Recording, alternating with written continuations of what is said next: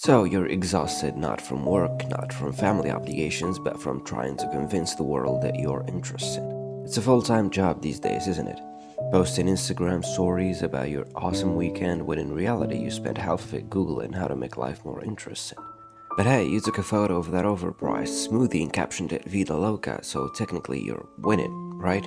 Let's be real, in today's world living your life isn't enough, you've gotta compete in performing it. Karen just posted a story having a sushi platter with a rainbow of colors. That said, pack your things, we're going to New Zealand to make a ton load of stories, bungee jumping. People did say the journey matters more than the destination, but geez, don't take it too seriously, you're not One Piece. Gone are the days of just doing things because you enjoy them. Now it's all about proving to the world that you're interested. You went to the gym, great, good for you, lifted weights, awesome. But why, for the love of all things peaceful, do we need a front row seat to your every bicep curl? It's like the world has become one giant reality show and we're all forced to watch episodes we never signed up for. Keeping up with other people's workouts, I guess no sweat session is complete until you've shared it with the world.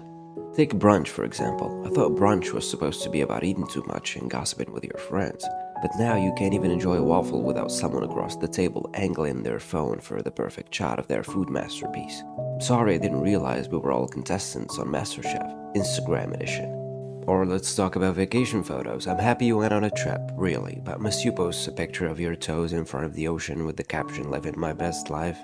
It's gotten so bad that you can't even scroll through your feed without seeing at least 3 people posing with a sunrise. I guess I just have to blame the brain for it. We're wired to want validation and this isn't new anyhow.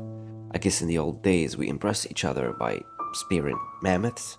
Anyways, neuroscience tells us that likes, comments, and shares trigger dopamine, the same feel-good chemical that makes chocolate taste amazing and makes you feel accomplished after you finish a tough project.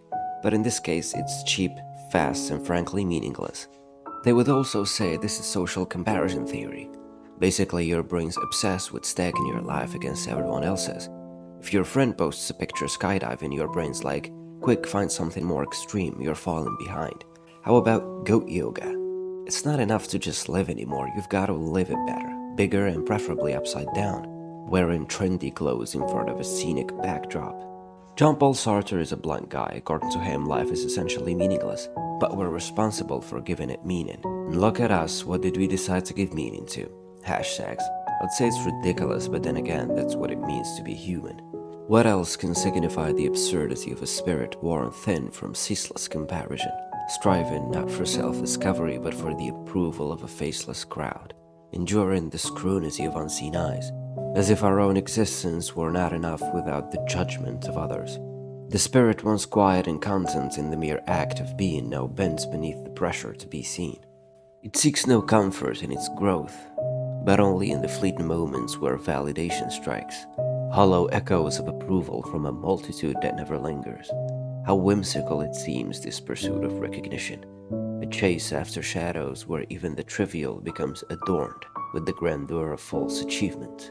Its actions, once spontaneous and joyful, are now carefully curated, a meaningless cycle who celebrates the act itself, not the substance beneath it, a fabrication, an illusion spun to distract the deeper, unsettling truth, that the spirit dances not for joy but for approval that never satiates.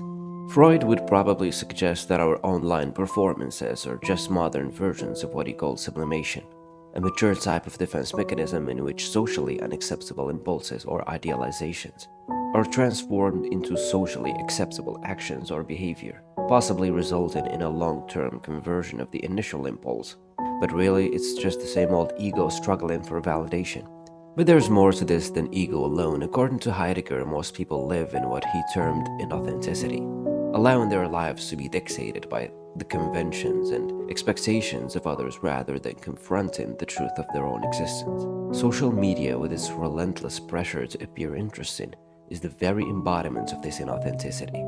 It offers us a way to avoid existential anxiety of being alone with ourselves, filling the void with external validation rather than grappling with the profound, unsettling questions of what it means to truly be. Erich Fromm furthers this by contrasting the having mode of existence, when an individual defines themselves by what they have or own, rather than who they are, with the being mode where true fulfillment arises from living for the sake of personal growth, not validation. To Fromm, the solution is to shift focus inward, find then joy not in what we show others but in the quiet, uncurated experiences that enrich us. Maybe it's time we all admit no one's actually living their best life. We're all just trying to avoid looking like we're drowning. The pressure to be interesting is a trap, a cruel joke played on us by modern society, and the only way to win the game is to stop playing.